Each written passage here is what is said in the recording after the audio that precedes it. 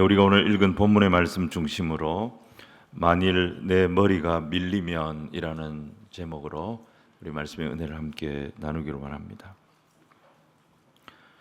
사사기 16장의 전반부는 이제 사사 삼손이 다시 사탄에게 틈을 보여주면서 그가 이제 몰락해가는 그런 과정을 보여주고 있습니다.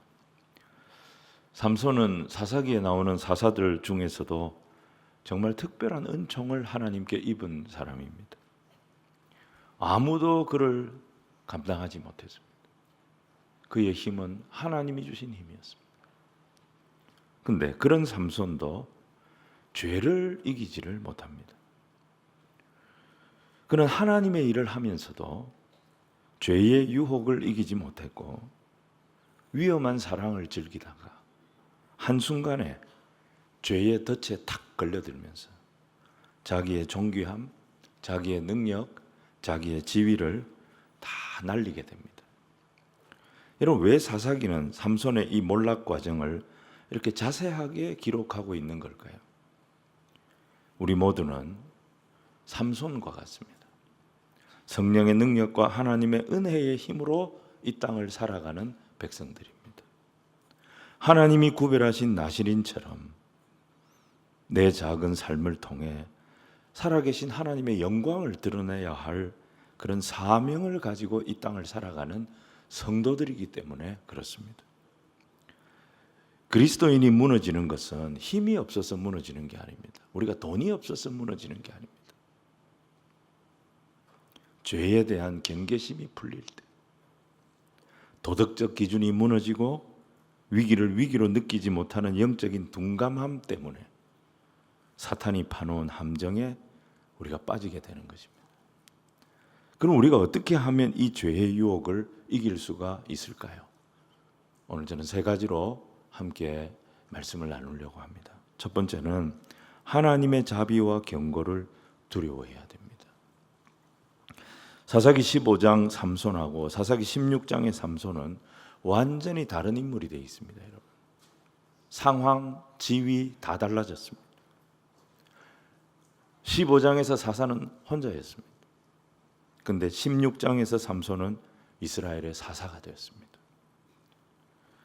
그런데 사사가 된 지 20년이 지난 이 삼손이 지금 뭘 하고 있는지를 한번 보시기 바랍니다. 1절과 2절을 우리 같이 한번 읽겠습니다. 시작. 삼손이 가사에 가서 거기서 한 기생을 보고 그에게로 들어갔더니 가사 사람들에게 삼손이 왔다고 알려지매 그들이 곧 그를 애워싸고 밤새도록 성문에 매복하고 밤새도록 조용히 하며 이르기를 새벽이 되거든 그를 죽이리라 하였더라. 가사는요, 블레셋 5개 도시들 중에 가장 이스라엘 백성들이 사는 땅에서 먼 곳에 있는 도시입니다.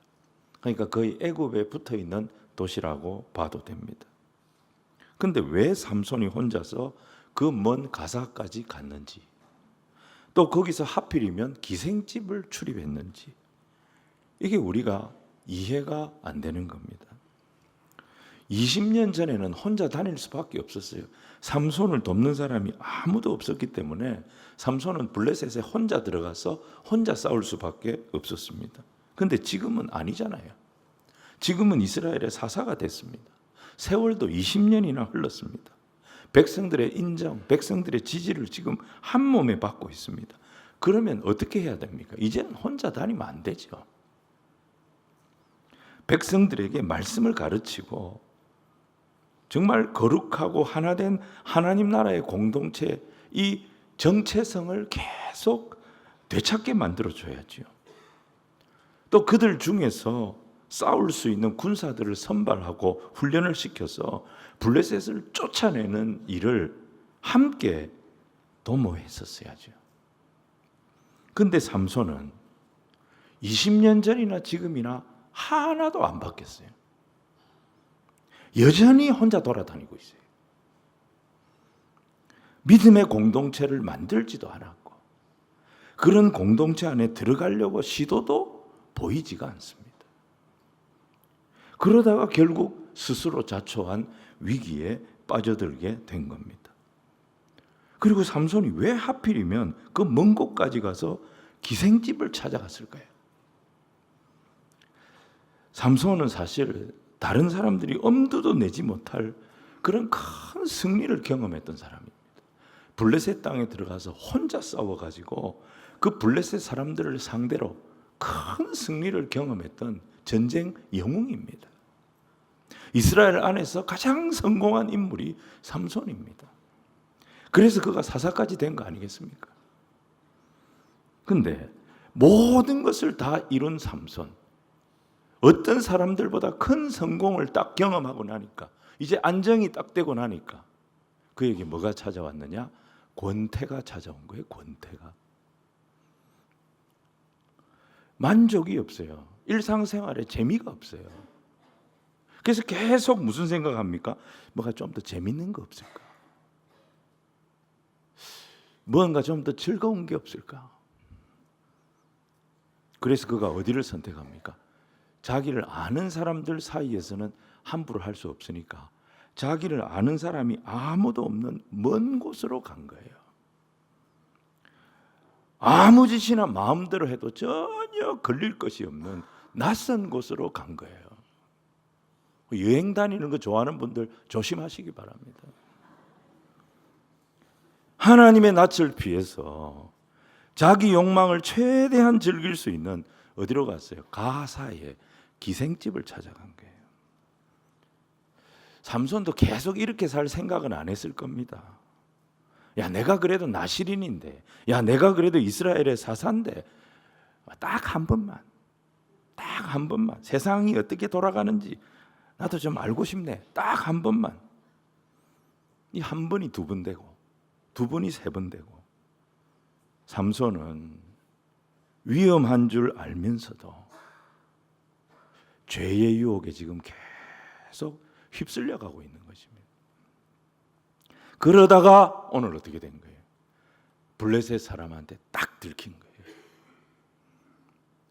이스라엘에서 블레셋 사람들이 제거 대상, 블레셋의 가장 위협이 될 만한 위험 인물 1호가 누구겠습니까? 그 사람이 삼손인 거예요. 근데 그 삼손이 지금 블레셋 땅에 지발로 걸어 들어온 거예요. 블레셋 사람들은 기회가 왔다. 이때 삼손을 죽여야 된다. 그래서 그의 거처를 에워싸고 밤새도록 매복을 했다고 그랬습니다. 그리고 새벽에 딱 죽일 작정이었어요.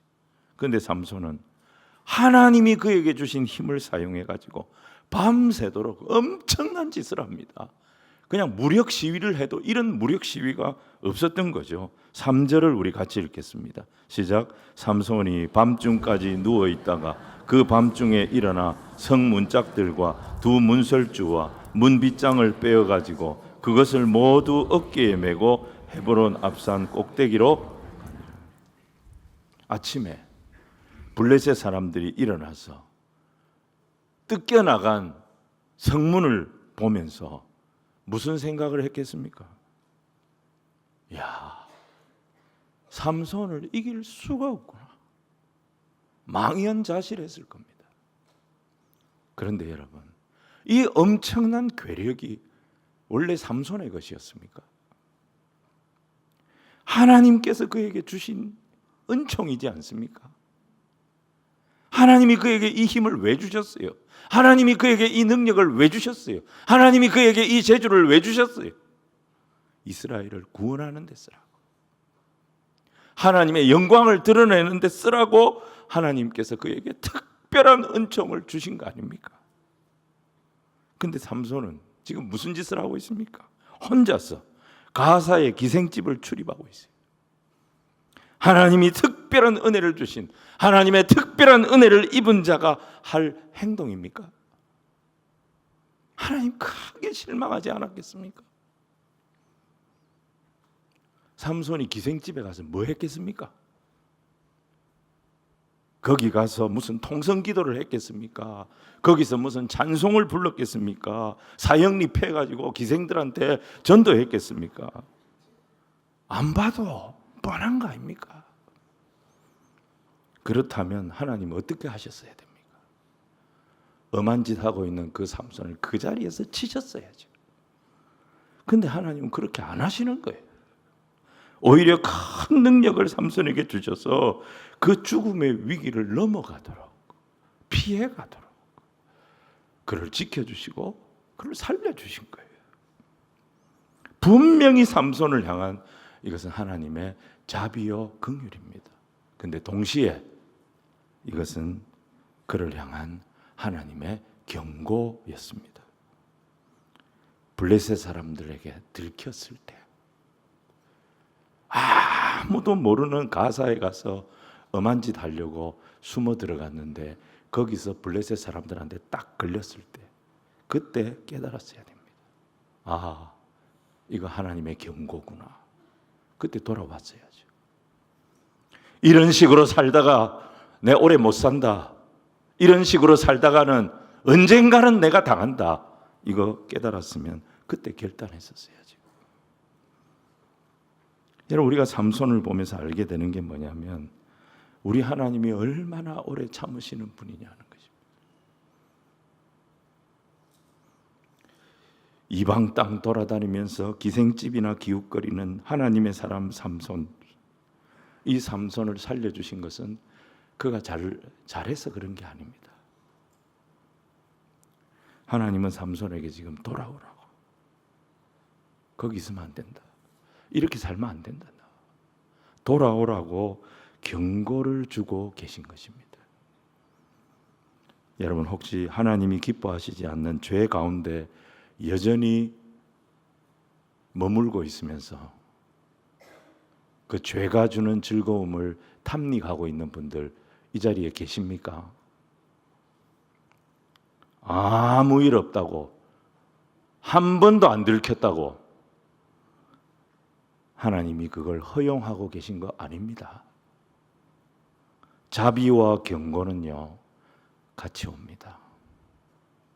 자비를 통하여, 은혜를 통하여 자기의 모습을 살피고, 하나님, 내가 이렇게 살면 안 되는데, 하나님, 내가 이 모습을 잘 못 바꾸고 있습니다, 회개하고 돌아오라는 경고의 메시지로 받아야 됩니다. 회개의 기회를 주시려고 자비를 베푸시는 하나님, 깨닫게 하시려고 우리에게 긍휼을 베푸시는 하나님, 그 자비하신 하나님을 생각하며 지금 결단하고 지금 돌아설 수 있는 그런 우리 모두가 돼야 될 줄로 믿습니다. 오늘 두 번째는요, 경건의 등불을 끄지 말라는 것입니다. 주보에 이라고 되어 있는데 을입니다. 경건의 등불을 꺼뜨리지 말라는 것입니다. 저는 삼손이 가사의 기생집을 빠져나오면서 무슨 생각을 했을까? 하나님이 죄 짓고 있는 자기를 또 한 번 살려준 거잖아요. 그때 무슨 생각했을까? 진짜 하나님 앞에 부끄러워하면서 감사했을 것 같아요. 정말 하나님 앞에 낯을 들 수 없음에도 하나님이 살려주셨으니 너무너무 감사합니다, 그 생각을 했을 것 같아요. 근데 문제는 뭐냐? 그것뿐이에요. 죄를 끊지를 않아요. 시간이 지나니까 또 어떻습니까? 또 여자 생각이 난 거예요. 또 블레셋 돌아다닐 때 생각이 난 거예요. 근데 지난번에는 혼이 났으니까 가사는 절대로 안 갑니다. 가사는 가지 않았지만 어디로 갑니까?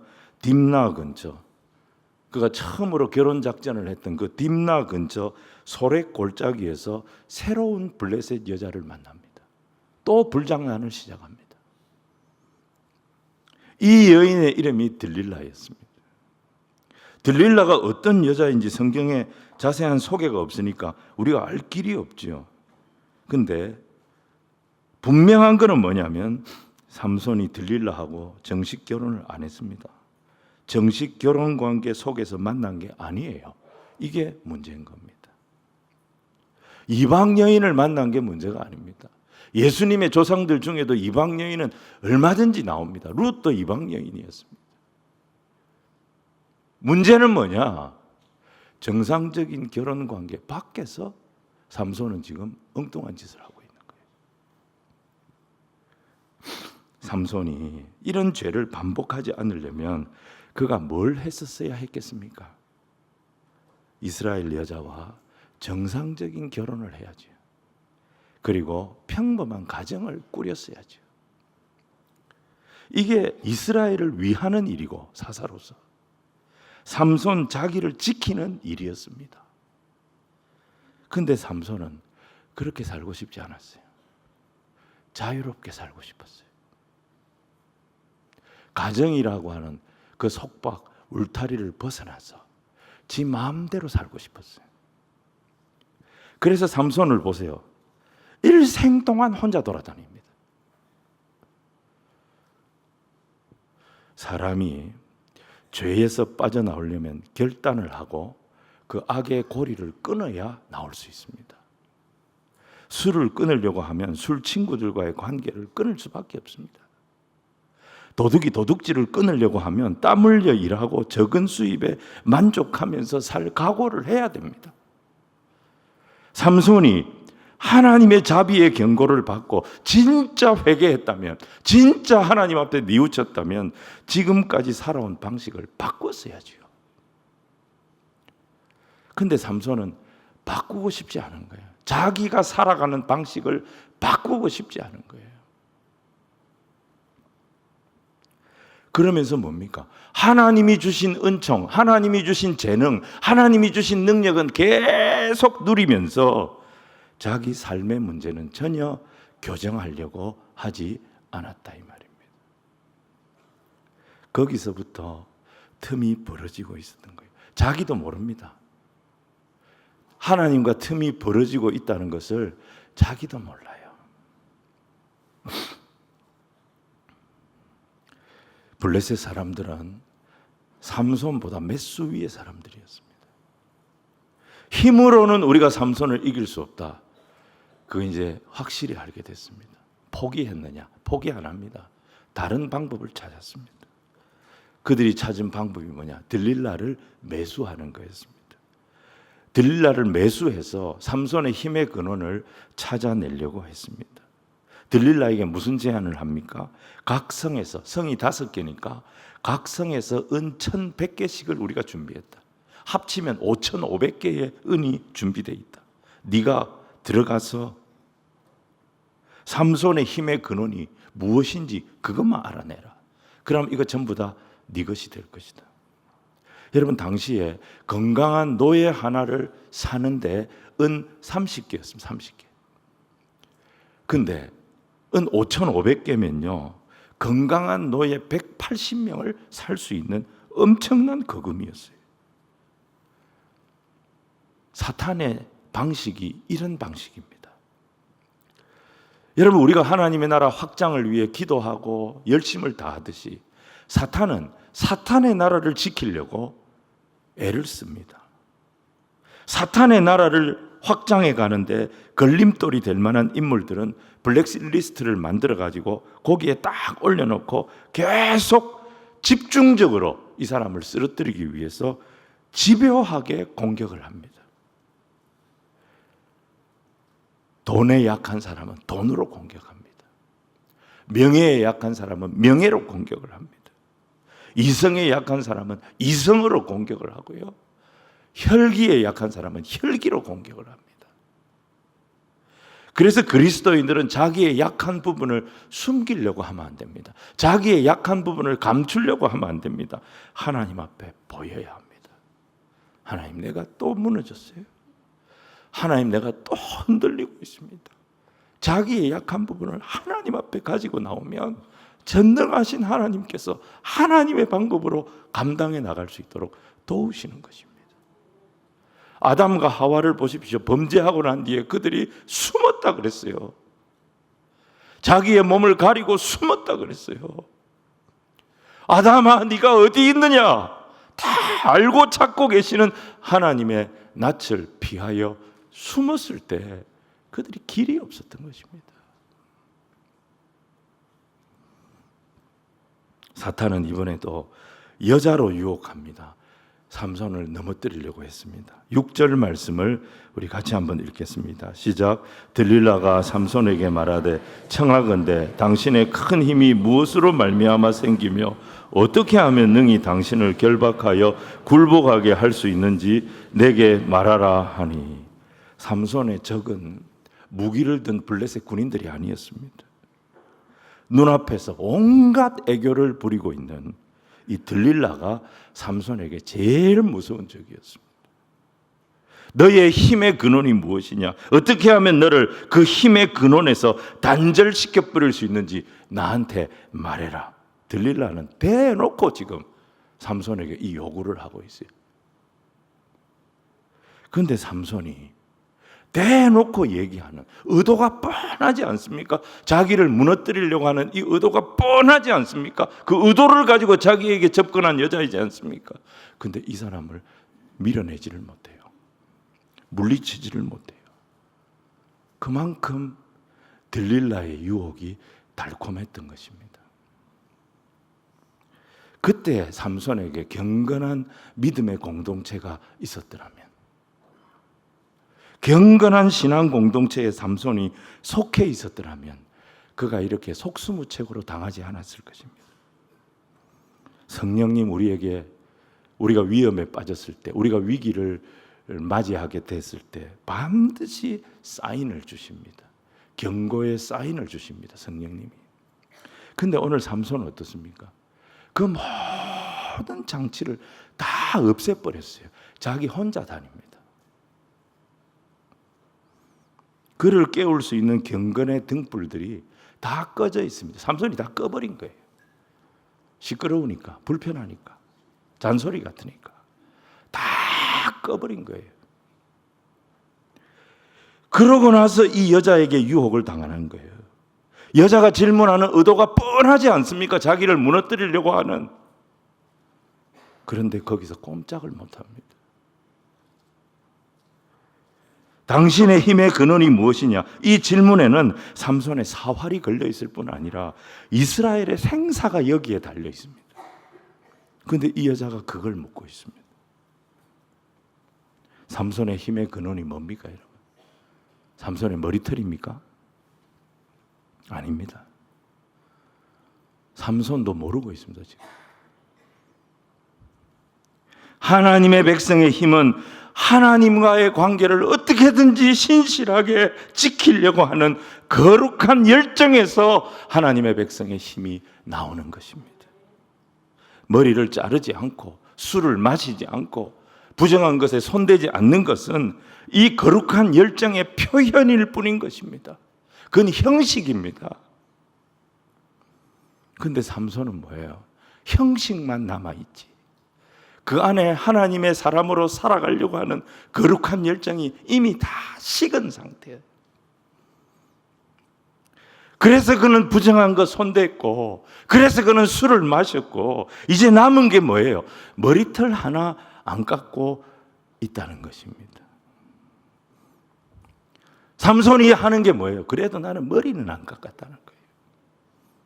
하나님, 그래도 내가 머리는 안 깎았습니다. 내가 나시린으로서 내가 머리는 안 깎았습니다. 하나님, 그래도 내가 주일 예배는 내가 안 나옵니까?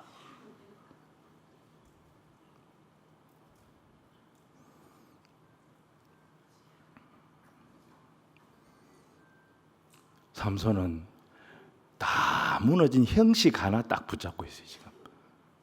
그 형식도 지가 필요할 때는 다, 지 재미 볼 때는 다 뜯어먹고, 개우 하나 남은 게 1년에 몇 번 내가 주일은 안 지킵니까?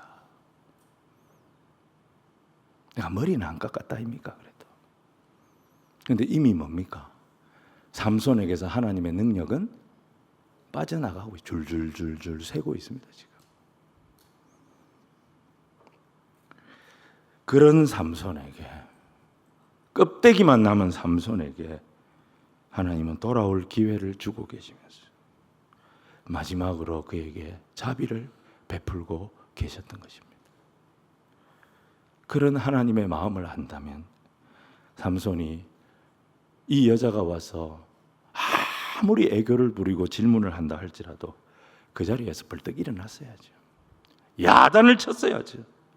그리고 그 자리를 박차고 나왔어야죠. 근데 그는 떠나지 않습니다. 그 자리를 벗어나지 않았습니다. 왜냐? 들릴라가 너무 좋았던 것입니다. 들릴라가 너무 이뻤던 것입니다. 들릴라의 목소리가 너무 달콤했던 것입니다.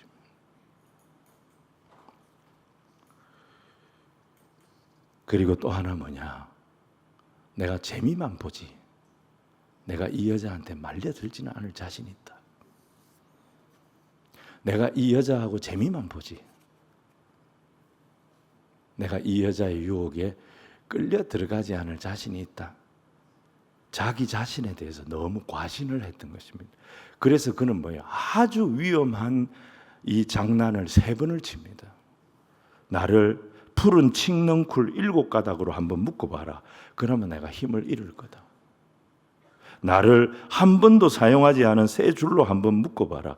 그러면 내가 힘을 쓰지 못할 거다. 이런 식으로 농담을 했어요. 장난을 했어요. 하나님이 주신 거룩한 능력을 위험한 말장난의 수단으로 썼습니다. 근데 여러분, 이것도 시간 문제. 단 3번 만에 자기 입으로 머리털 이야기를 하기 시작합니다. 자기의 힘이 머리털과 관련이 있다는 얘기를 딱 3번 만에 자기 입으로 하기 시작했습니다.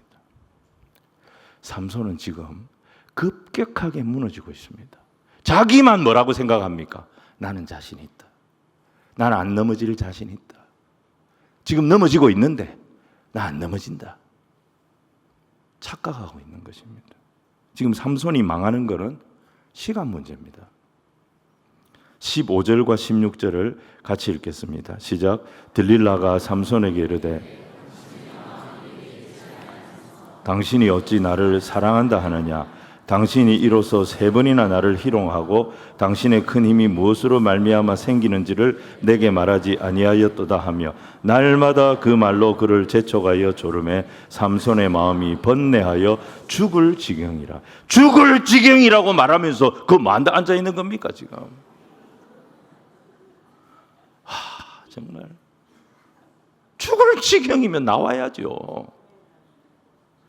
자매님들만 아멘 아멘 하고 있어요. 이럴 때 삼손이 최소한 뭐라도 해야 됐겠습니까? 부르짖기라도 했었어요. 주여 부르짖기라도 했었어요. 삼손은 라맛 레이에서 나귀 턱뼈 하나로 1000명의 블레셋 사람들 때려 죽이는 기적을 일으켰습니다. 근데 거기서 탈진했었잖아요. 그가 죽게 됐었잖아요. 그때 그가 부르짖었잖아요. 부르짖었더니 탈진했던 삼손에게 엔하꼬레의 은혜, 거기서 생수가 터져가지고 그가 다시 솟음게 되는 그런 경험을 한 적이 있잖아요. 부르짖었을 때 응답하시는 하나님을 만난 경험이 있었지 않습니까? 근데 이번에 삼손은 아예 부르짖지를 않습니다.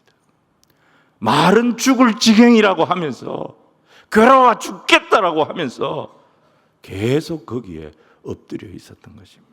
이미 들릴라의 육체적 노예가 됐고요, 정신적 노예가 됐고요, 영적인 노예가 되어버린 거예요. 그러는 그가 결국 하는 말이 뭡니까? 자기를 죽이려고 하는 들릴라에게 애걸을 하고 있습니다. 하나님께 부르짖었던 삼손이 들릴라에게 애걸을 하고 있어요. 17절 같이 읽겠습니다. 시작. 삼손이 진심을 드러내어 그에게 이르되 내 머리 위에는 삭도를 대지 아니하였나? 이는 내가 모태에서부터 하나님의 나시린이 되었습니다. 만일 내 머리가 밀리면 내 힘이 내게서 떠나고 나는 약해져서 다른 사람과 같으리라 하니라. 삼손이 진심을 드러내서 나는 내 머리만 밀리면 끝이다. 내 머리 밀리면 나는 끝이다. 그 얘기를 누구한테 하고 있는 거예요? 들릴라에게 하고 있는 거예요.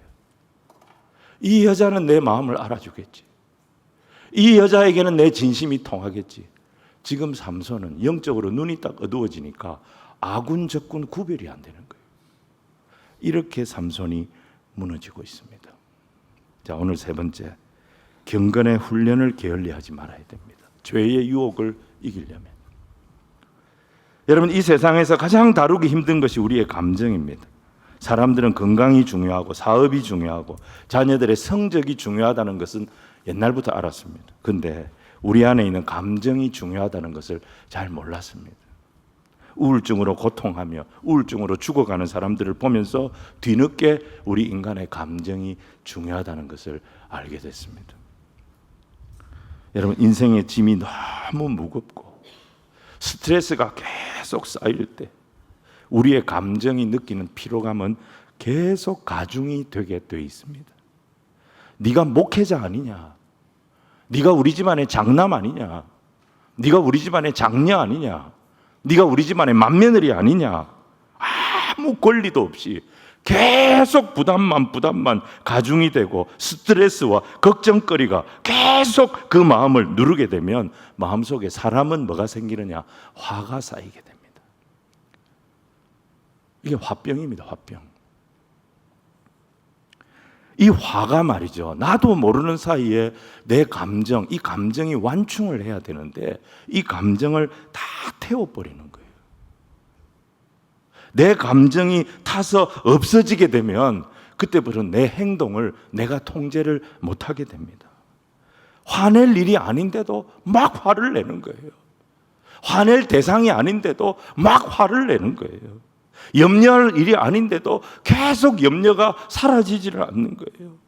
불평이 사라지지를 않는 거예요. 잠을 자도 잠이 안 오는 거예요. 그러면서 내 안에 남아있는 모든 에너지를 다 태우게 되면 그 사람의 삶은 무너지게 되는 것입니다. 여러분, 이게 절대 내 마음대로 안 되는 거예요.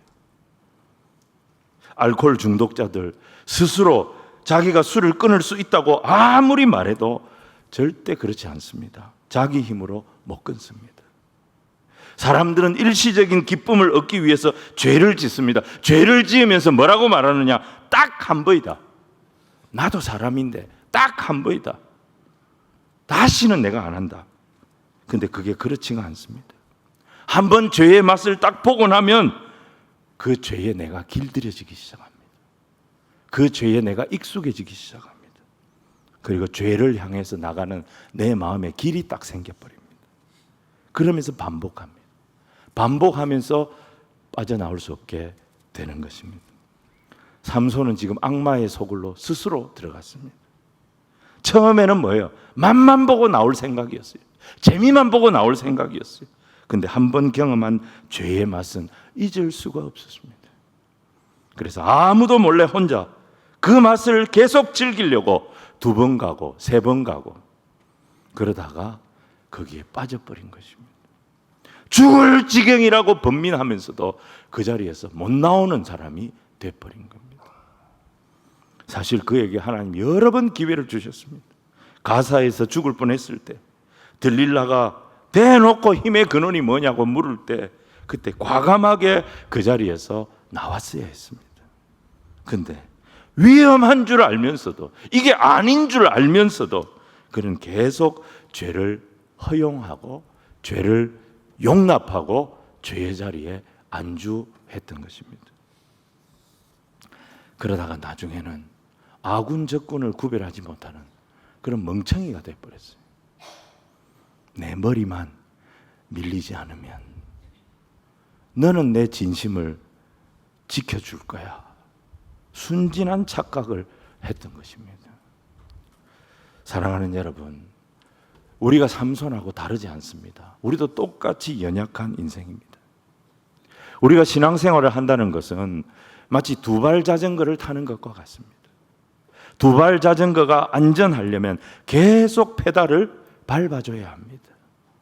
바퀴가 굴러가는 동안 이 자전거는 쓰러지지 않기 때문입니다.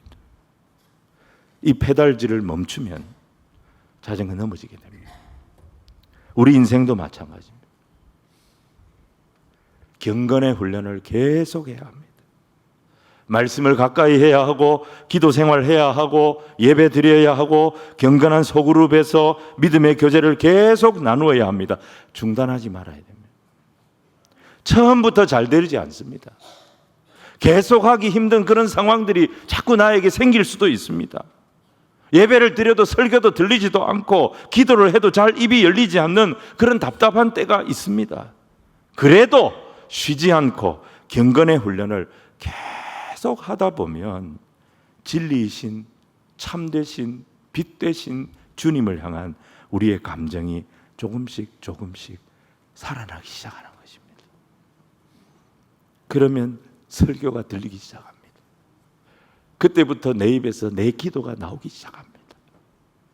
경건한 사람들과 모여서 마음을 나누고 삶을 나누고 기도 제목을 나누는 것이 얼마나 감사한 것인가를 알아가기 시작합니다.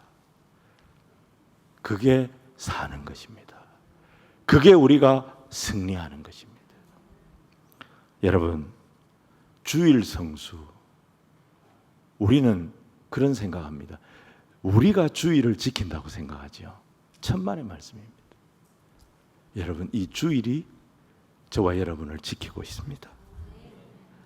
우리가 예배를 지키는 게 아니에요. 예배가 오늘 우리를 지키고 있는 거예요. 구역 모임에 나누었던 중보기도의 제목, 같이 기도 제목을 나누고 울면서 기도했던 그 기도가 오늘 저와 여러분을 지키고 있는 하나님의 은총임을 믿으시기를 바랍니다. 은혜의 자리 절대 쉽게 생각하지 마십시오. 경건의 훈련 게을리게 하지 마십시오. 일상생활에서 주님이 주신 은혜가 오늘의 나를 지키고 내일의 우리를 붙들고 있다는 사실을 기억하시기 바랍니다. 말씀 정리하겠습니다. 하나님의 자비와 경고를 두려워하십시오. 내가 죄를 지었음에도 은혜가 떠나지 않는 것은 내가 특별해서가 아닙니다. 하나님 회개의 기회를, 돌아설 기회를 주고 계신 것입니다. 자비와 경고는 항상 같이 온다 그랬습니다. 아무 일이 없다고, 아무에게도 들키지 않았다고 계속 그 상태로 죄 지으면서 살아도 되는 것이 아닙니다. 회개의 기회를 주기 위해서 하나님 내게 자비를 베풀고 계신다, 이거 깨닫고 지금 돌아서야 하는 것입니다. 경건의 등불 꺼트리지 마십시오. 삼손은 들릴라가 질문하는 의도를 다 알았습니다. 알면서도 물리치지 않았습니다. 너무 달콤했기 때문에, 그리고 자기는 유혹에 넘어지지 않을 자신이 있었기 때문에 자기를 과신했어요. 그때 삼손에게 경건한 신앙의 공동체가 있었더라면 그가 이렇게 허무하게 무너지지 않았을 겁니다. 성령님 우리에게 반드시 사인을 주십니다. 우리가 위기에 처할 때 반드시 사인을 주십니다. 그런데 삼손은 그 모든 경건의 등불들, 위기 때에 주님께서 나를 깨닫게 하시는 경건의 등불들을 다 꺼놔버렸어요. 혼자 다녔습니다. 그래서 그는 죄의 유혹을 못 이긴 겁니다. 사람들이 왜 위험한 장난을 합니까? 자기는 넘어지지 않을 거라는 그런 자신이 있기 때문입니다. 근데 사도 바울이 뭐라 그랬어요? 데살로니가전서 5장 21절 22절, 범사에 헤아려 좋은 것을 취하고 악은 어떤 모양이라도 버려라. 죄 지을 환경을 만들지 않는 것이 자신에게 가장 안전한 길이라는 것입니다. 경건의 연습을 중단하지 마십시오. 우리는 우리 스스로를 온전하게 지킬 수 없는 연약한 인간입니다. 나의 약함을 하나님 앞에 숨기지 마십시오. 다 약한 부분이 있습니다. 하나님 앞에 솔직하게 고백하십시오. 우리가 우리의 약함을 하나님 앞에 고백하면 우리는 겸손해지고 하나님은 겸손한 우리에게 은혜를 베풀어 주십니다. 그 은혜가 우리를 지키는 거예요. 그 은혜가 우리를 돌보는 거예요. 위기의 때에 나를 살리는 것은 내 힘이 아닙니다. 내 머리가 아닙니다. 내가 가지고 있는 돈이 아닙니다. 내가 주일마다 드렸던 예배, 그날 받았던 말씀들, 내가 눈물로 불렀던 찬송들, 구역 식구들과 함께 부르짖어 간구했던 그 기도가 우는 사자와 같이 삼킬 자를 찾는 이 세상 가운데서 저와 여러분을 지키는 하나님의 은총이요, 하나님의 능력이 될 것입니다. 예배할 건강 주셨을 때, 찬송할 호흡 주셨을 때, 믿음의 좋은 공동체에 붙여주셨을 때 소홀히 여기지 않는 그런 우리 성도들 다 되시기를 주님 이름으로 축원을 드립니다.